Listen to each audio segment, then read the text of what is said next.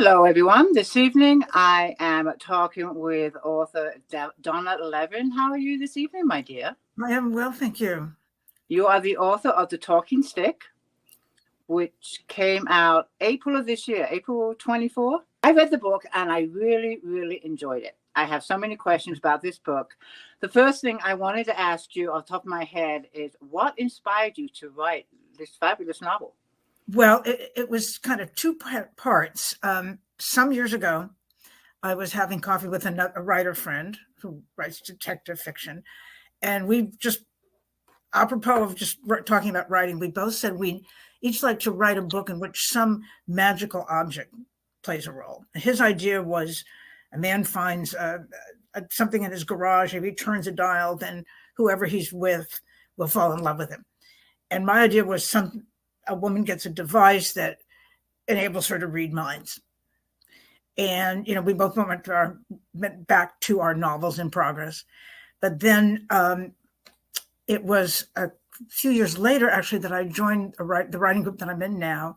Mm-hmm. Really fantastic group of women that I just love. But I would talk about this writing group to my oldest daughter. And she, at a couple of points, said, you should write a book about these women. And the two things came together and became a group of women comes into possession of a talking stick, which causes them to remember events from their past that they have not forgotten, but revised. It was, and the women in the novel are not based on the women in real life at all. It just asked that question too. Yeah. So now I know. Yeah. No, they're all really parts of me, with some embellishment. Well, they say that when we write our books, and I do it subconsciously. I put myself in the book, and I'm not sure about you, but when I write a book, I keep on writing, and I don't go back. I just want to get the bones of the story, and if I start going back and reading stuff over, I could be there for another hour, changing this, changing that. So I continue to write. And it will be probably 3 months before I'll read chapter 1 again, or how long it takes me to read that book. And I'll go in and go, wait a minute, I do that, So I think subconsciously we put ourselves in our books. And I've done that with all of my books. That's what we have to work with, is ourselves, our own experience. I mean, there's certainly things that I borrow from other people, and then I'd like to think I actually make some of the stuff up. I actually enjoy making things up a lot, but these four women are very much four aspects of me. There's the older woman who's kind of had to deal with the fact that she's aging, and then I won't mention any names, and then the much younger woman who's grieving her mother's death to the point where she can't really move forward with her life, and she has to reassess that. And I think, my idea was that with all these characters, that once they take responsibility or confront what really happened in the past, that they become better selves. They become their better selves. It's like a self-discovery. The book was almost like a self-discovery of the four characters. And the characters are Danica, Penelope, Alicia, and Hunter. Right. And what I enjoyed is that they were all so different. The characters, their history, and learning about the history. But I loved how they came together. I love how the friendship grew throughout the book. But what I also loved is Hunter is the one that started this group, put the flyers out. And I was so disheartened when the flyers started blowing in the wind or in the rain, something like that. But I loved how each girl came across a flyer. Yeah. I just loved how you put that into the book. I thought that was really brilliant. It really was. That was a story in itself. Well, actually, what makes me think of, and I bet you've seen the movie Mary Poppins from the. Oh, yes. Who hasn't? Yes. Yeah, of course. One of my faves. And you remember that the father tears up the children's list of what would make the perfect Annie and, puts it in the fireplace, and it blows up through the chimney. And then Mary Poppins appears the next day with the recomposed letter. And that, I guess that was my inspiration, that these letters, these flyers are going to find the people they were destined to find.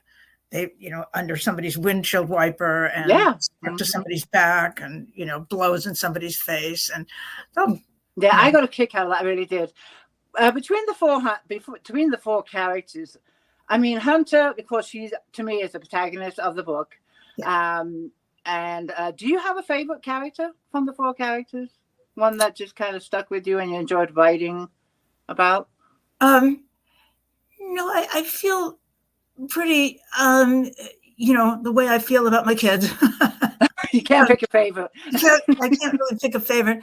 And each of them, in the course of the plotting, and that's with 2 Ds, had, difficult phases for me as the writer. But I don't really have a favorite among them. I thought, oh no, the worst cat in San Francisco just jumped on. I had to get off, honey bunny. So you see, I'm the cat lady. So I'm a dog lady. I'm glad he's not here. He's huge. Yeah. Okay. And then the book also takes place in Marin County. Yes. I'm in California, but I'm in Southern California. Marin County, I think, is near San Francisco. Am I correct? Very much so. And actually, I live, I'm proud to say, very close to the Golden Gate. I'm in San Francisco, but I live very close to the Golden Gate Bridge. Okay. So it's easier for me to get to, the southern part of Marin than it is for me to get downtown San Francisco, actually. And in fact, the writing group I joined, all but one other woman, is based in Marin. And that was, my other novels have all taken place in San Francisco, but that was how my going to meet with them in Marin kind of introduced me to Marin in a way that I hadn't been before. And of course, Marin County has been much satirized. I think it was all the way back in the 70s with Cyril McFadden's The Serial was very famous around here for sure. And there's a kind of a whole gestalt around Marin. It's, of course, very woke, and it's not terribly diverse. Where I live, it's very diverse. Just walking down the street a couple hours ago, I was thinking, I'm going to see people from all over the world here in my neighborhood, and I'm going to hear all different languages, and that's great. Marin is, as somebody says, white as a polar bear. Yeah, I have been to San Francisco. I've been to Fisherman's Wharf. I've been a tourist in San Francisco, but it's beautiful up there. The last time I went was about 4 years ago. We actually made it to Alcatraz. Oh, that's a great trip. I have been fascinated with Alcatraz ever since I saw the Clint Eastwood movie, Escape from Alcatraz. I've just been fascinated with it. It's one of my all-time favorite movies. I don't know why, but it just fascinates me, and the history of the place, the stories that place can tell.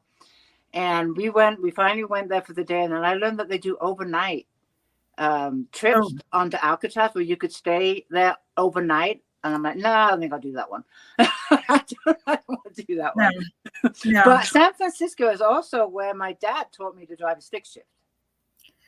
Oh, really? I lived in Sonora at the time, Tuolumne County. I was in my teens, 18, just come from England. He drove a stick shift. And he said, you're going to learn to drive the stick shift from San Francisco on the hills. And if you can drive it on the hills in San Francisco, you can drive it anywhere. That is true. Roll back, but beautiful city. The other thing I wanted to ask about the book is this a standalone or is it going to be a series? I see it as a standalone.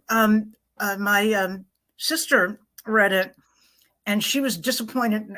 No spoilers, but she was disappointed with at least one of the resolutions and pushed me to write a sequel in which some of the characters had a different outcome than they have in the book.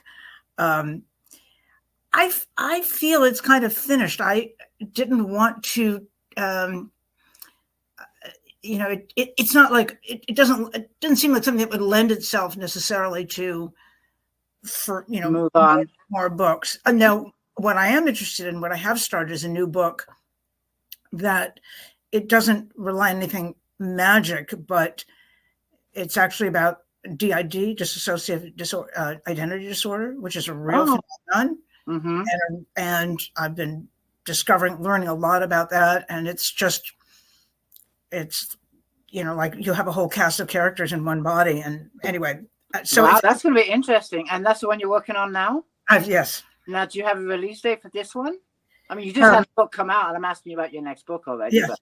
Well, I'm an agonizingly slow writer, and I've listened to some of the guests on your podcast, and been kind of, my God, I wish I could do that, to turn out a book a year or something. And it's just a very, very slow process for me. And what I could do is turn off the Wi-Fi for starters. Would probably save a lot of time. I know. It's one of my big things. If I get on social media, it blows a few hours away. And I've told myself, when I'm writing, my phone is off. I turn it off. I turn it on silent. My husband doesn't like that, but I'm sorry. And I just have to stay off social media. For me, social media is addicting. It really is. You just scroll at one thing, all of a sudden you realize an hour has gone by. Right. And that's my issue when I'm writing. So I have to have complete silence, no TV, no Facebook, no nothing. Do you write every day? Pretty much. I started writing more years ago than I care to admit in a public space. And I was very, very disciplined, and I think I'm still disciplined, but in a different way. I would get up. I had a husband or children, and I would get up and I would go swimming. I had a pool where I lived, and I'd come up the elevator and take the swimsuit off and put something else on and made coffee, and I'd write for 3 or 4 hours. And then people would say, "Oh, 3 or 4 hours. What do you do the rest of the day?" Wow. Excuse me. You're actually, for me, I look back on those years as being very productive and very disciplined. And if at 4 o'clock I was finished, okay, so soon. Anyway, and then I started, having kids. It got a lot more difficult. Mm-hmm. And now I'm finally an empty nester. And of course, when I started writing, there was no internet. I used to keep the San Francisco Chronicle next to my computer. I did start early on a computer. And at the risk of digressing a little bit, but I'm so good at it. I sometimes wonder if the whole word processing phenomenon has been really good for me, because I started writing on a typewriter, and you have to write one sentence after another. It has to be in order. Now I'm stuck. So return key. And then I'm writing something else. Or here, let's start a new document. In my day, and I remember carbon paper, you had to take the page out of the typewriter if you wanted to start a new document. So now I see that there's all these little pieces all over the place. And I wonder sometimes if that has been a good thing for me. But, now it's kind of like, maybe like you learn to speak a second language and you start to forget your first language, like, as I've known some people do. Now I just have to, make it a priority, and I have to create a deadline for myself. Mm-hmm. And the writing group meets every 2 weeks. So that becomes the deadline. So I can spend 10 days staring into space and playing Hearts or some other computer game. That's another distraction. Yeah. And then 4 days before the pages would be due, I kick derriere and I really get down to it. Now, there are no consequences for not meeting the deadline, but I'm neurotic enough in this case, in a good way, that darn it, I told them I'd have pages, so I better have pages. And in fact, sometimes I tell them I have pages 4 days before I have pages, and then I feel like the peasant girl who's supposed to spin straw into gold. So that's a good incentive. I mean, that when you do that, you have to get it done now. Yeah, you just committed yourself. So I like that. I really do. Do you, some authors set like word count goals daily. Do you do anything like that? I'll tell you what I often do is I use the tilde. I open a document and let's say I see, okay, 1,419 words. I write that at the top of the page with the tilde next to it. And then I will go back and compare as the document grows and measure out and say, okay, well, I wrote 1,000 words today. Maybe some of them were just notes to myself, but I wrote 1,000 words. So I do that. You do keep track of stuff like that. Yeah. I'm going back to the talking stick.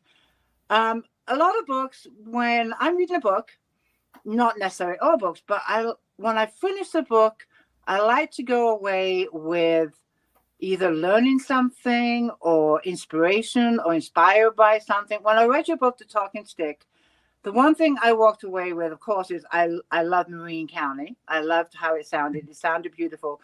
But I loved what the message that gave me the book was the power of friendship. That was the message that I walked away with, is never underestimate the power of friendship, because these women are so different in so many different ways, but surprisingly enough, they came together. And that is the message, one of the messages I walked away when reading the book. Was there anything else other than the power of friendship that you wanted a reader to pick up on? Or? Well, I just want to emphasize, it was very much a message I wanted to convey, because it was very much a lesson I learned later in life, that, that women's friendships, nothing against men's friendship, but women's friendships really can be healing. I mean, I was raised, loved my mother, but she kind of taught me that women are always going to be competing against each other. There's something she said that actually I don't even want to repeat. It was not, okay, I'm just going to, it was supposedly a joke, but she said, when you pick a friend, pick ugly. Now that's, whoa. Yeah, you could see why I hesitated to repeat that. Yeah, that's a pretty scary message to give a woman. Mother. Yeah, mom. Mom. Yeah. And that was very much kind of the way she operated. And so when I joined this group, and by the way, I was fortunate enough to join it because I was invited by one of the members who's a former student, because I, teach writing sometimes, and I did much more in earlier years. And I was, I entered this group with the usual, okay, well, what's the hierarchy here, and who's the best critic and who's the best writer. And I soon discovered these women, they're all very different. They have very different situations in life. There's not a lot of age range. We're all about the same age. But they're so incredibly supportive of each other and so non-judgmental. And this was, as much as anything else, was indeed the inspiration, because I discovered, yes, that women can. You nailed it, because that is what absolutely stood out on me. And when I was first introduced to the characters, I was kind of questionable about some of them. But for me, I just loved how they came together. And it was just a warm feeling by the end of the book. That is what I walked away with. And also the ending, I was quite surprised. I'm not going to say anything more about that, but the ending did surprise me. Huh. But I thoroughly enjoyed it. Thank you for writing it. How long did it take you to write the book? Well, I'm not going to lie. I was on this book for 5 years. Oh, wow. Yeah. From idea to finished. Now, in my novel writing workshops over the years, I have said, you have to do as many drafts as you can stand without setting yourself on fire. And then and then two more. Oh, and then the two more. I didn't know. And then two more. And I started with just that one sentence idea. A group of women come into possession of a talking stick that has some, that causes them to retrieve memories they've revised. And so everything beyond that was one brick at a time. Who are these people? What are their names? What's their background? What's their problem? What's the memory? How, what happens next? And I'm very much a pantser. I would really love to be a plotter, but so I went and a year and a half into it, I showed, even though my writing group had seen it, but I showed it to an editor I work with sometimes, who said, the stakes just aren't high enough. This is too suburban, whatever it was. He said, I just threw everything out and started again. Wow. So that is hard. That's a tough one. And you seem to be getting my questions ahead of time, which I get a kick out of, because my next question was going to be, did you plot your book or are you a pantser? And I cannot plot a book either. I can't. I tried it with one book and it was a disaster. And for me, my characters talk to me and I let them tell me their stories. I have no idea. Do you know how the book's going to end before you write it? No, I'm the same way. And I feel if I try and force something that I try to make the journey of a book take, it sounds completely fake. It doesn't sound genuine. It doesn't sound like something the character would do. It sounds out of place. So now I'll just sit down and I'll wait. And I'll wait who's going to, talk to me next. As far as the names go, I did research the names. How about you with the 4 characters in this book? How did you come up with the names? This will give me an opportunity to tell you that I think a lot about names. I spend a lot of time on names, and I have in every novel. In this, I'm trying to think, what was the... I remember like the novel before this, which was 2018, He Could Be Another Bill Gates, takes place in San Francisco. And I was very careful to represent the diversity of San Francisco. People from very different backgrounds. So I worked with a writer once who couldn't seem to get past what I call Ozzie and Harriet names, like every Kathy Johnson or Joe Smith, or these very Anglo and common and popular names, Michael Bradley, and imagination. Anyway, so in this book, I've become aware how common and popular it is now to give women names that we think of as surnames. Like Hunter, all of a sudden, and Madison. Madison wasn't anybody's name until Splash. And I'm trying to think I know somebody, a Gen Zer named Willow. When did Willow become a name? I mean, it's great, but nothing, but I thought a lot about, the history behind each name, the ethnicity of the character, and in particular, there are a lot of characters in The Talking Stick, a lot of female characters who have last names as first name. Just early on, there's a woman named Bentley. Right. Yeah. Yeah. And when I hear an interesting name, I write it down. I have a document names list. So that's a good idea. I should start doing that. Yeah. I use baby name sites too. I love reading through baby name sites, and some of the names that pop up, like you said, when did that become a name? I saw one the other day, Sailor. I like it. I mean, I like it, Sailor, but when did that become a name for a child? It's always to me been an occupation. and what about Tyler?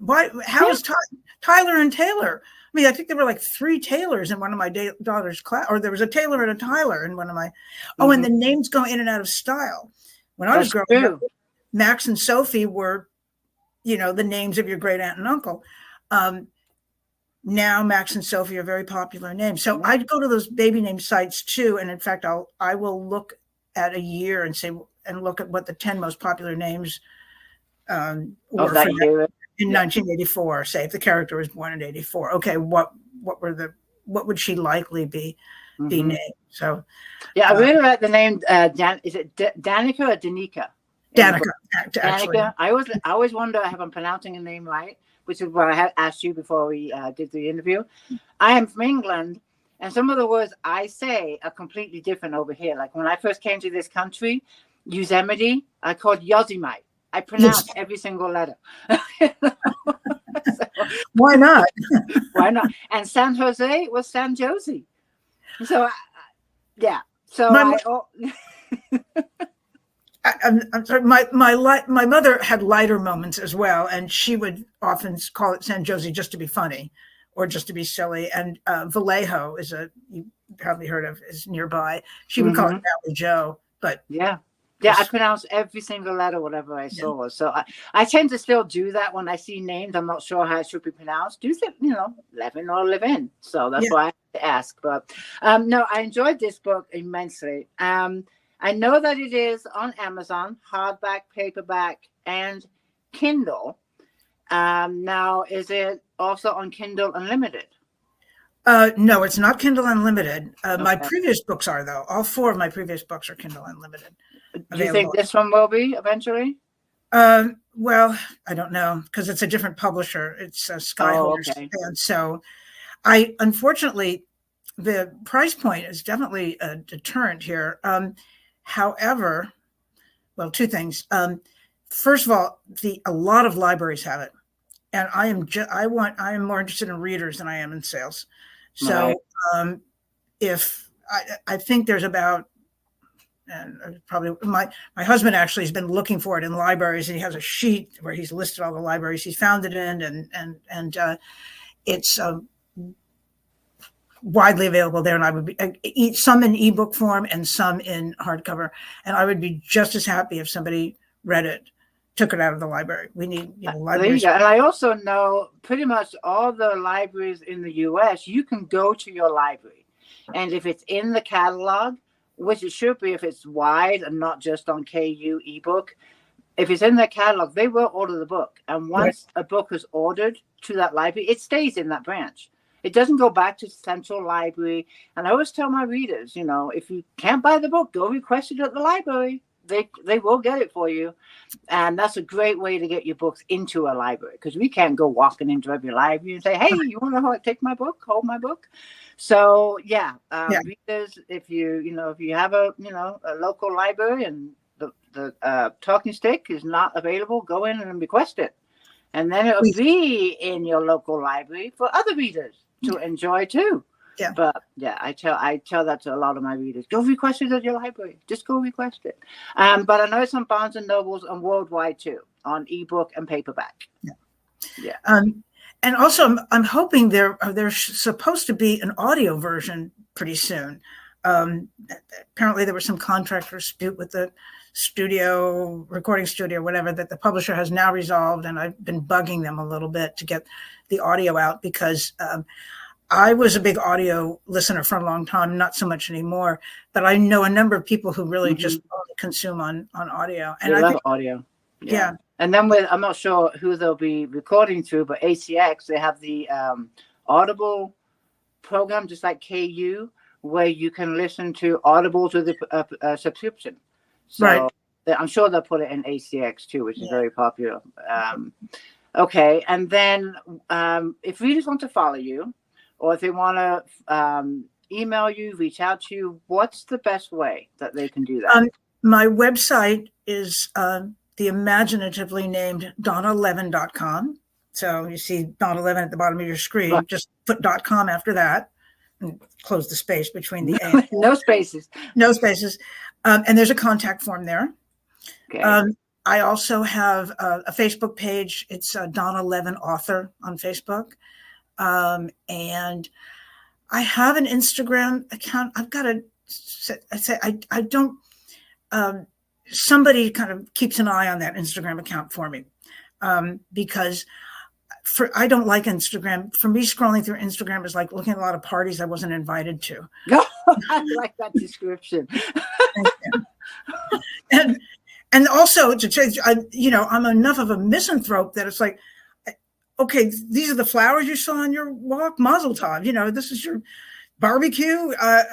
Great. Now I'm hungry than I wasn't before. So I don't love Instagram, obviously.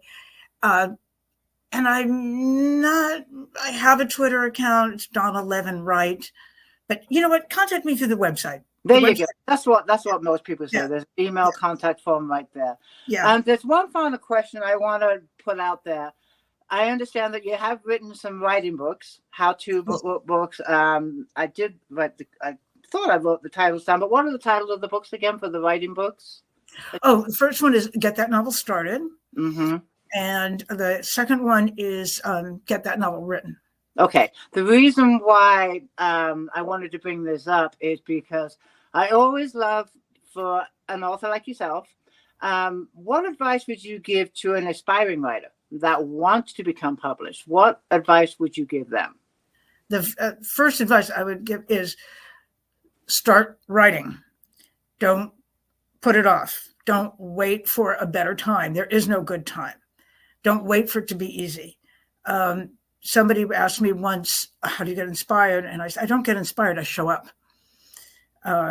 And I didn't add the part about playing hearts for 20 minutes, but he didn't need to know that.